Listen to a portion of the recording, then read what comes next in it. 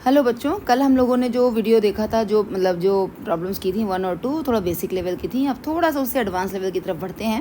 ये हमारी problem number 3 है, जिसमें फिर से हमारे पास एक IR स्पेक्ट्रम है, मास स्पेक्ट्रम है और NMR है, UV है। ठीक है, अब हमें इससे क्या इंटरप्रेट हो रहा है? पहली बात तो देखिए, इसका मॉलिक्यूलर वेट 134 है। 134 इज़ क्वाइट हाई, अच्छा खासा मॉलिक्यूलर वेट है, यानी इसमें कोई बड़ा मॉलिक्यूल है, ये छोटा मॉलिक्यूल नहीं है। ठीक है, दूसरी बात ये है कि यहाँ पर ये जो IR पीक है उसको ऑब्जर्व करते हैं हम, तो ये जो हमारा CH बेंडिंग, जो CH का स्ट्रेचिंग वाइब्रेशन था, वो आपने देखा था कि यहाँ पर कुछ इस तरह से आ रहा था, बाकी जगहों पर इस तरह का कुछ डायग्राम था, बट यहाँ ऐसा नहीं है। यहाँ ये छोटा सा जो दिख रहा है ये आपको, ये कहीं ना कहीं हमको ये बताता है कि कार्बन कार्बन डबल बॉन्ड हो सकता है, कार्बन कार्बन डबल बॉन्ड का हाइड्रोजन हो सकता है, क्योंकि ये रेंज भी थोड़ी सी 3000 से ऊपर तक पहुंच रही है। और कार्बन कार्बन डबल बॉन्ड पे जो हाइड्रोजन होता है स्ट्रेचिंग वाइब्रेशन में, वो थोड़ा छोटा होता है as compare to sp3 hybrid, यानी कि सिंगल बॉन्ड वाले कार्बन का। यानी ये जो हाइड्रोजन होता है सिंगल बॉन्ड वाले कार्बन का, वो थोड़ा सा कंपैरेटिवली इसका पीक थोड़ा लंबा दिखता है हमको, जबकि डबल बॉन्ड वाले का थोड़ा छोटा दिखता है। दूसरा ये वाला पीक आपको दिख रहा है जो मैं यहाँ पर दिखा रही हूँ, ये वाला, ये जो पीक है ये हमको 1715 पे दिख रहा है, जो कि प्रॉपर एक कीटोन की पीक है।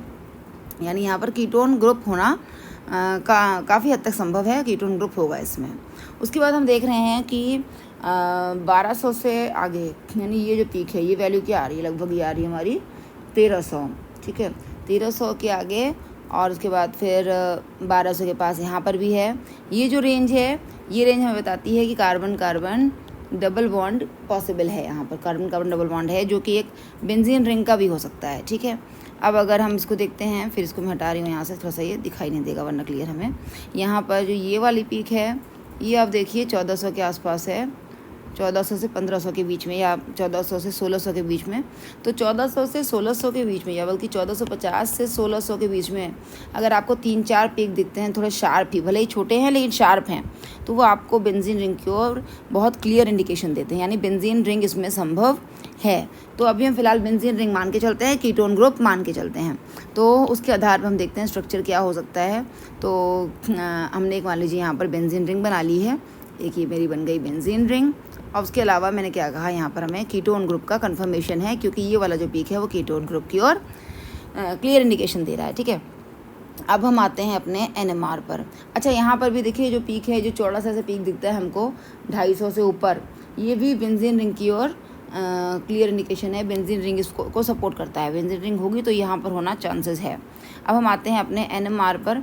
NMR में देखिए आपको कितने पीक दिख रहे हैं, 1, 2 और ये 3, जिसमें तीसरा वाला क्लियर पीक नहीं है। ये ऐसा लग रहा है जैसे बहुत सारे छोटे छोटे पीक इसमें मिक्स हुए हैं, टूटा हुआ सा कुछ ऐसा है। तो कई सारे हाइड्रोजन जब एक जैसे होते हैं, लगभग एक जैसे, तो कुछ इस तरह का पीक देते हैं। बिल्कुल एक जैसे होंगे तब तो क्लियर पीक दिखेगा, लेकिन लगभग एक जैसे, यानी बेंजीन रिंग के जो हाइड्रोजन्स होते हैं वो हमेशा ऐसा पीक देते हैं, इस तरह का टूटा फूटा सा, क्योंकि उनमें थोड़ा बहुत अंतर होता है लेकिन बहुत ज़्यादा अंतर नहीं होता रेजोनेंस के कारण। तो इसलिए जो है इनके पीक कुछ इस तरह के हम मान सकते हैं। प्लस ये बेंजीन रिंग का जो पीक होगा हमेशा वो 6 to 8 ppm के बीच में होगा। जो 6 to 8 के बीच में NMR में अगर कोई पीक हमको इस तरह का टूटा फूटा मिल रहा है, तो 100% वो आपका बेंजीन रिंग ही है। ठीक है, तो ये भी हमारा कंफर्म हो गया कि बेंजीन रिंग है इसके पास। अब हम बाकी दोनों पीक्स को समझते हैं। बाकी जो दोनों पीक्स हैं उनको देखते हैं। तो देखिए वो क्या है, आपका एक जो पीक है पहला वाला, वो 2 के आसपास है, 1 से 2 के बीच, ये 2 के पास है, और दूसरा जो है 3 से 4 के बीच में है, और दोनों ही सिंगलेट हैं। दोनों ही सिंगलेट हैं, मतलब ये जो भी पीक्स हैं इन पर जितने हाइड्रोजन्स भी हों, लेकिन इनके बगल वाले कार्बन पर कोई भी हाइड्रोजन नहीं है। ठीक है, इतना और हमें क्लियर हो गया। इस आधार पर अब हम अपने मॉलिक्यूल के स्ट्रक्चर को डिस्क्राइब करते हैं। देखिए हमारा जो मॉलिक्यूलर वेट दिखा रहा था यहाँ पर, वो कितना दिखा रहा था, 134 हो गया इसका टोटल मॉलिक्यूलर वेट। अब हम बेंजीन का मॉलिक्यूलर वेट देखते हैं, वो होता है 76, क्योंकि 12 कार्बन है तो 72 तो कार्बन का ही वेट हो गया, और बाकी 6 हाइड्रोजन्स होते हैं इसके पास, तो 6 हाइड्रोजन का, सॉरी, मिला के होगा 78 हो गया, क्योंकि 6 हाइड्रोजन और 72 मिलाकर 78 हो गया। ठीक है, तो 78 हो गया बेंजीन का मॉलिक्यूलर वेट।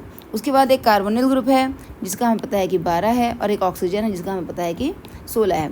यहाँ 78 हम लेके चल रहे हैं 6 हाइड्रोजन को। अगर मान लो इस पर एक कोई ग्रुप लगा होगा तो इसका वेट 78 ना होकर 77 होकर चलेगा।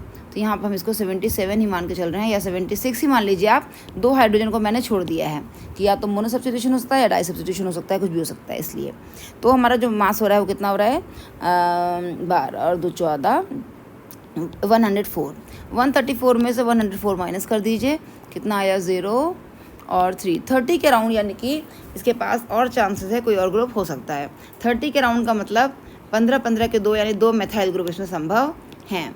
तो इस आधार पर हमने एक स्ट्रक्चर बनाया कि वो ये हो सकता है कंपाउंड हमारा, जिसमें कि ये जो CH3 ग्रुप है, इसके बगल के कार्बन पर कोई भी हाइड्रोजन नहीं है, यहाँ भी CH3 के बगल के कार्बन पर कोई भी हाइड्रोजन नहीं है। या तो ये स्ट्रक्चर ऐसा हो सकता है, या फिर एक स्ट्रक्चर की पॉसिबिलिटी ऐसी भी बन रही है कि ये जो ग्रुप है, मतलब बेंजीन रिंग है, इसके ऊपर एक CH2 लगा हो, फिर CO हो, फिर CH3 हो।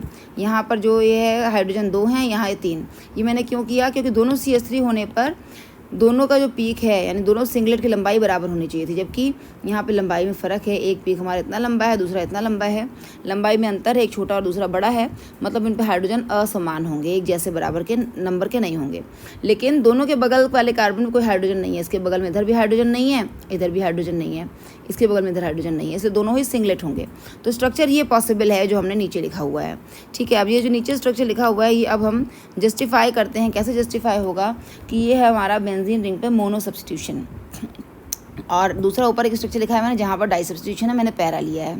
ये हमें कैसे कंफर्म होता है, IR में यहाँ पर आपको एक पीक दिख रही है, ये 690 से, ये देखिए 700 है ये, तो 700 के पास में, यानी 690 से 700 के आसपास, 710 से 750 के बीच में, 690 to 750 के बीच में अगर 2 पीक्स हैं तो मोनो सब्स्टिट्यूशन हो सकता है। यहाँ 2 पीक दिख रहे हैं हमको, और इसके अलावा 2 पीक होने पर वो मेटा डाई सब्स्टिट्यूशन भी हो सकता है, मेटा डाई सब्स्टिट्यूशन। लेकिन मेटा डाई में मैंने बताया कि डाई सब्स्टिट्यूशन में हमारे पास चांसेस क्या हैं कि हम दोनों CH3 ग्रुप लें।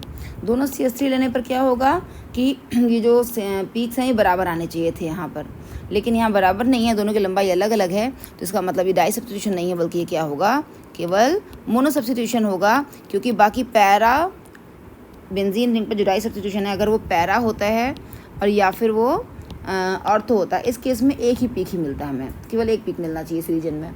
जबकि इस रीजन में अगर हमें 2 पीक मिल रहे हैं तो ये या तो मोनो होगा या फिर मेटा डाई सब्स्टिट्यूटेड। तो मेटा डाई होना नहीं है, क्योंकि डाई सब्स्टिट्यूशन मैंने अभी दिखाया आपको कि डाई सब्स्टिट्यूशन होता तो वहाँ पर CH3 होना चाहिए था, जो कि पॉसिबल नहीं है, क्योंकि दोनों तब वो NMR को सेटिस्फाई नहीं करेगा। तो इस आधार पे हमारा जो फाइनल स्ट्रक्चर निकल के आता है वो ये है कि एक ये बेंजीन रिंग है, इस बेंजीन रिंग के ऊपर एक CH2, फिर CO और फिर CH3, ये हमारा फाइनल इसका आंसर है। ओके, तो इस तरह से अगले वीडियो में हम नेक्स्ट क्वेश्चन करेंगे। इस तरह के क्वेश्चंस को थोड़ा आप भी प्रैक्टिस करिए। ये थोड़ा हाई लेवल का था, कंपैरेटिवली इसमें ज़्यादा इन डेप्थ नॉलेज की आवश्यकता थी। स्टिल मैंने बताया कि अगर आपको थोड़े और अच्छे लेवल पे इसको समझना है तो आप इस तरह के क्वेश्चन भी ट्राई कर सकते हैं। इसके आगे कोई डाउट हो तो आप कमेंट में ज़रूर पूछिएगा। Thank you.